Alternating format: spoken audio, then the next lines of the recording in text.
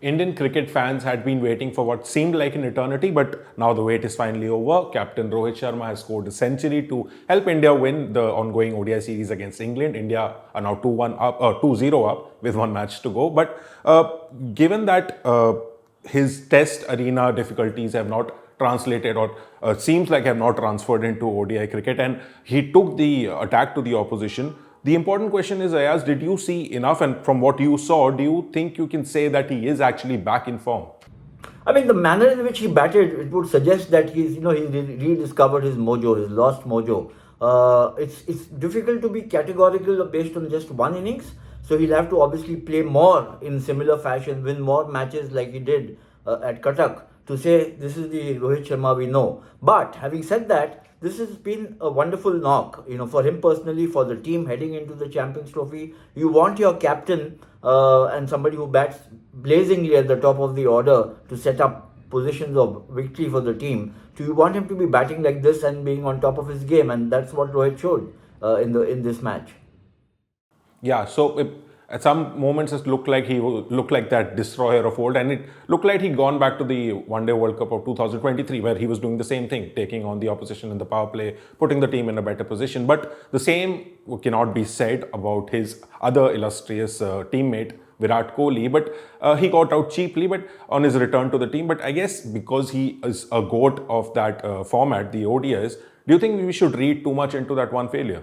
I wouldn't read too much. I think we're all, generally I think Indian fans have all become greedy. They want both these guys to succeed at the same time and in equal measure. That may not always happen. In fact, it sparingly happens. You'll find that in any team, it's one or two guys, maybe one guy who plays a match-winning knock, the others are in support.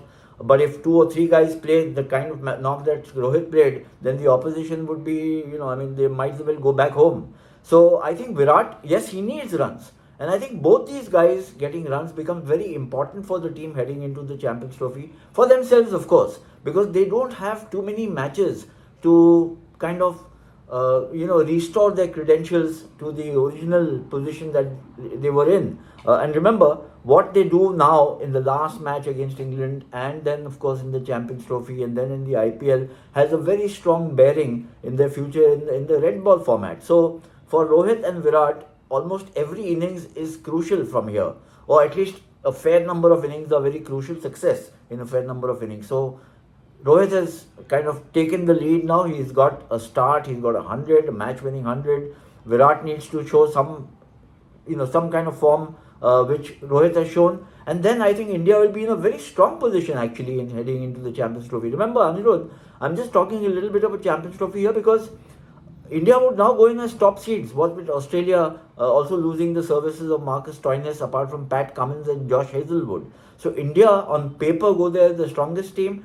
But, having said that, they need Rohit and Virat to be amongst the runs because remember, India, there's a huge question mark looming over the fitness of Jasprit Bumrah. And if I remember correctly, or if I recall correctly what Ravi Shastri said, if Bumrah is not there, then India's chances recede by 25-30% in the tournament. So that makes it even more important for Rohit and Virat to be amongst the runs.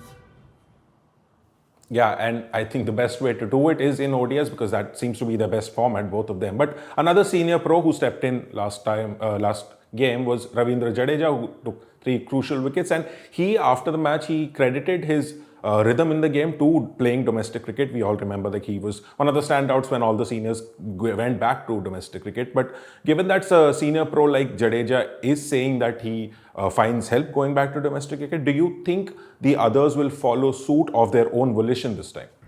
I think, the participation in the domestic tournaments should now be a given. I don't think that there is any debate about it further.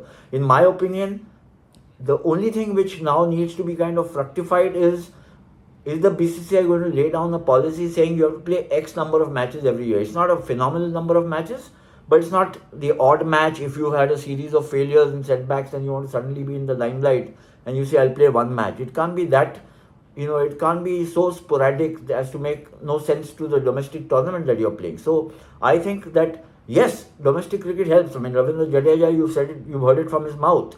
And I think that a lot of players will testify to that.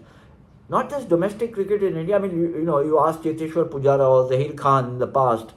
They went and found form in county cricket because they played outside of the international arena. They got a chance to get back their rhythm, hone their skills, get sharper, whatever it might take. So why not do it in the Ranji, Duleep, and Iranji Trophy matches? IPL is also a domestic tournament, and nobody misses a single IPL game. Some kind of consideration should be given. Similar consideration should be given for Ranji Trophy and Duleep Trophy and Iranji Trophy. And if the players are a little hesitant or reluctant to do it for whatever reason, then the BCCI should step in and enforce, as I mentioned, a certain number, basic number, minimum number of matches to be played by players, all players.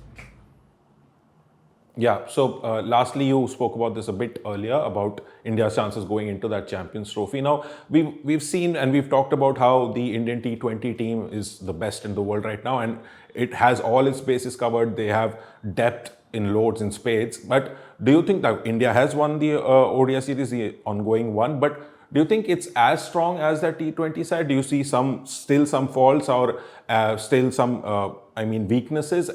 Especially the absence of Bumrah would be a big one, but other than that also. No, I think the Bumrah's fitness is the only niggling issue. When you look at the composition of the team and the talent at the disposal of the coach and the captain, I mean, Shubman Gill has struck very good form. So has Shreyas Iyer. We haven't seen Rishabh Pant. Yashasvi Jaiswal just got one match, so you can't judge him this way or that way, one way or the other. Then there's KL Rahul. You got a plethora of spinners to choose from. Ravindra Jadeja has been in fantastic form. Then there's Akshar Patel. Then there's Kuldeep Yadav who's come back. And then there's Washington Sundar. So the spin kind of department is flush with bowlers. And then there's Hardik Pandya, who I think is really he's such a pivotal figure in the composition of the team. He's also been amongst the runs as well as wickets. Maybe not as many as all of us would have liked, but hey, he's there. Mohammad Shami has come back. Not in his best form as yet, but to see him on the field, bowling 10 overs, bowling in the T20 matches is a big relief, especially considering that Bumrah may or may not play all the matches. So I think overall the pictures looks to be very strong. I think in batting, certainly the top orders with Rohit getting runs, hopefully Virat getting runs. It's a question of, or it's a problem of plenty amongst the fast bowlers, amongst spinners. There's also Varun Chakravarti who's been added to the squad. Just a note over here, Varun Chakravarti was added later to the ODI squad. I wondered why you couldn't include even somebody like Abhishek Sharma, who was outstanding in the T20 series, just to be part of the squad. You may or may not play him in the playing 11, but just give him a feel of that international flavour of playing a big tournament. And he's a youngster with a lot of potential and promise. I would have got him into the squad.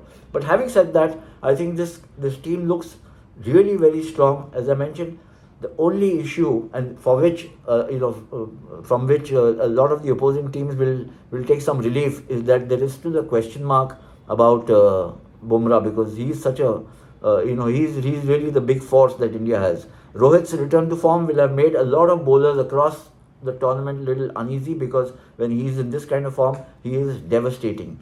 He is in form, the top order in form. Virat we are awaiting, but overall I think India is looking a very, very strong team.